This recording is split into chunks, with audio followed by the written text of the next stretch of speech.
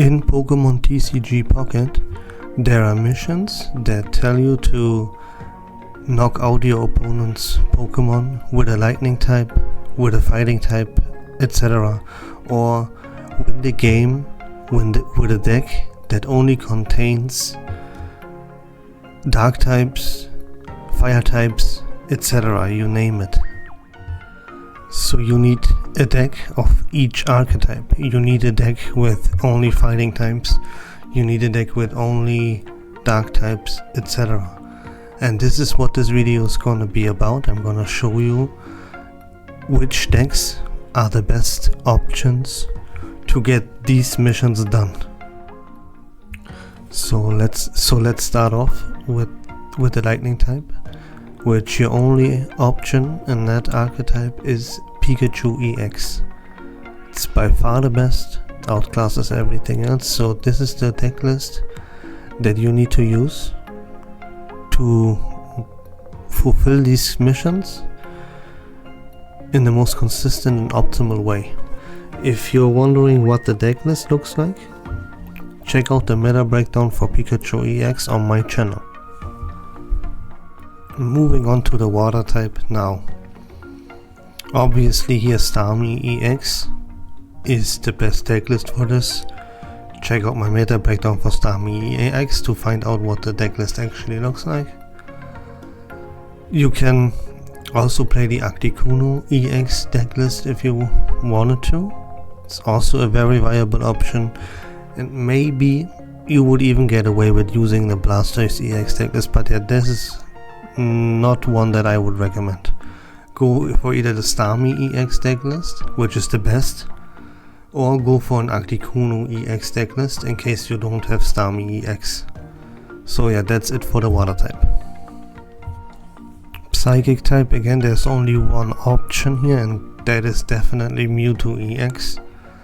Yeah, play it with Gardevoir. Check out the deck list on my channel from my meta breakdown, and yeah, that's like the only viable choice to get the psychic quests done. So yeah, use Mewtwo EX. Moving on to the grass type, yeah, you have to use Venusaur EX, there's no way around that. Although yeah, Executor EX is kinda replaceable for this, just in case you don't have Executor EX. If you have him, definitely use him. But yeah, just in case you don't have him, Lilligant would be the replacement here for him. And that's it for the grass type. If you are not aware of what the deck list actually looks like, go to my channel, to the meta breakdown for Venusaur EX to find out. But yeah, for the grass type quests, use Venusaur EX. Okay, now with all the strong decks out of the way, we are entering interesting territory, let me say it like that, because now we move on to archetypes that are actually very, very weak, such as the fighting type archetype. This deck list is probably the best. You could also, instead of the Golem line, you could play the Machamp EX line. That's possible, although Golem is a little bit better, because it just deals more damage. And you can get him set up way faster than Machamp, so he's a more reliable option. Instead of Marowak, you could use Dark Trio, but it's too weak, it's not consistent enough, it doesn't have enough HP. If you don't flip enough heads, Dodrio is just 3 points for your opponent, so Marowak is the best option. Marowak Golem is the list. And yeah, how to play it is very simple. You wanna start off with Marowak EX, flip coins, pray you actually deal some damage. You get your Golem on the bench set up as fast as possible. Brock will help you a lot with this, because Brock allows you to, instead of attaching 1 energy per turn, it allows you to attach 2 energy per turn, and that can get Golem set up really fast. The best case scenario is that you get that Golem set up before Marowak dies, so if Marowak would be about to die, you can retreat it for just 1 retreat cost, and get Golem rolling as fast as possible, because your Golem will one-shot most of the enemy Pokemon. Most of the Pokemon in the game, Marowak one-shots these. And that's the whole point. You want to get him rolling as fast as possible, get 2 kills with him, win the game. Marowak is your starter, good amount of HP, just a stage 1, and can get a lot of damage done. Yeah, that's the whole point of this deck. And that's it for the fighting types, so let's move on and talk about what is probably the worst archetype in this game, which is the dark type. Now for the dark type, there's no definitive best list. This archetype is so bad, we have to get a little bit creative here actually to make this work.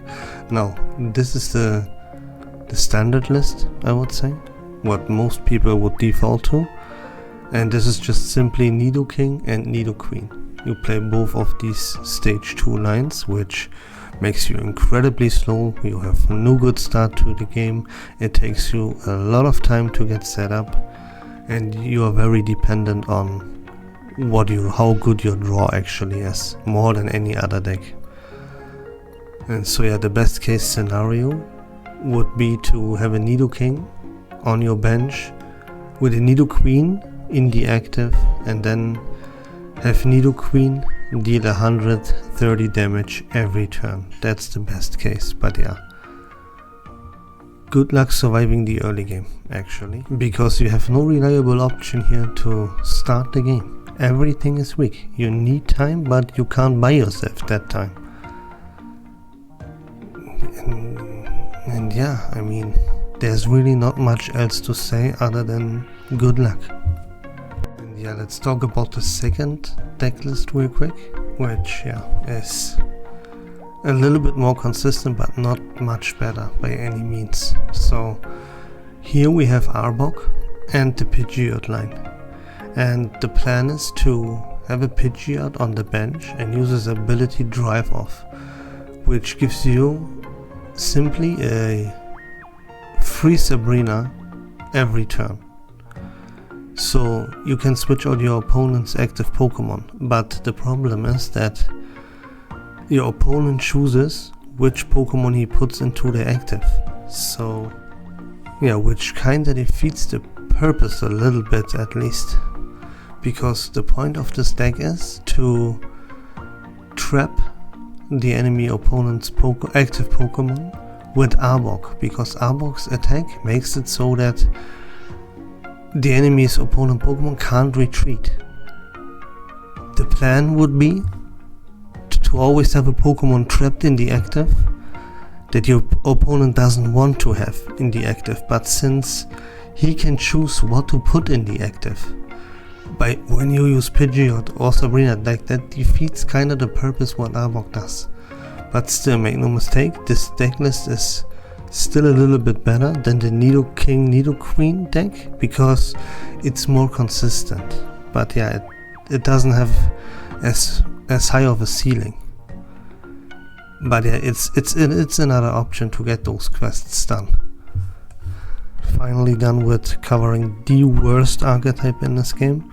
So let's move on to the second worst archetype in this game, because why not? Which is the metal type. Now this deck is at least very easy to build, because all you do is you slap every metal Pokemon that is available in this game and put it into a deck, and that's it. You want to start the game off with Mawile, has the most amount of HP for a basic, yeah, at least in the metal type. And yeah, you can stall your opponent a little bit, because every time you attack with Mawile you flip a coin, and if you hit a heads, your opponent loses 1 energy. That buys you a little bit of time. That's the purpose of Mawile. You do that to get your Melmetal set up on the bench. In case you can't start with Mawile, Pawniard is a good option. 1 energy, 30 damage. And if you have Bishop, you can set him up really fast. 2nd energy, you do 70 damage every time. So yeah, starting off the game is not too bad, but yeah, it's not too great either. Mobile is very weak, it only deals 20 damage, and it's a coin flip. The rest of it is a coin flip, but it has 70 HP at least, and high potential to stall a little bit, so not too bad. Pawniard, 1 energy, 30 damage, but every basic Pokemon has 60 HP. Pawniard only has 50. It's a little bit of a weakness, but hey, 30 damage for 1 energy, not too bad for a basic. It evolves 1 time into Bisharp, you attach a second energy, 70 damage, not too bad, not great. Other Pokemon deal 90 for 2 energy instead of just 70, and they have more HP, but hey, not too bad. And yeah, you have that option to either set up the Melmetal on the bench, or if you don't have another option, then you can put Meltan into the active, and every time you use his attack that deals no damage, you attach an energy to Meltan, which sets up the Melmetal faster. So hey, there you go. So yeah, the stack is completely outclassed by everything else pretty much. Like, it's just garbage, but hey, it's better than the dark type at least, and there's some little potential here. After talking about the dark type, this actually doesn't look too bad, but trust me, it is really bad. Yeah, this is the only deck list that you could possibly come up with. There's simply no other option available, so there you go, that's the list. Every archetype covered to get all of your quests done in the most efficient way possible. So I hope that was a little bit interesting and fun. And if you like Pokemon TCG content in general, I would appreciate a follow, because I will keep putting out videos like this and others. I will cover everything about Pokemon TCG Pocket. I've already covered the entire metagame and more. And yeah, I will keep going. So consider leaving a follow, please. But for now, take care of yourselves. Have a great day and bye bye.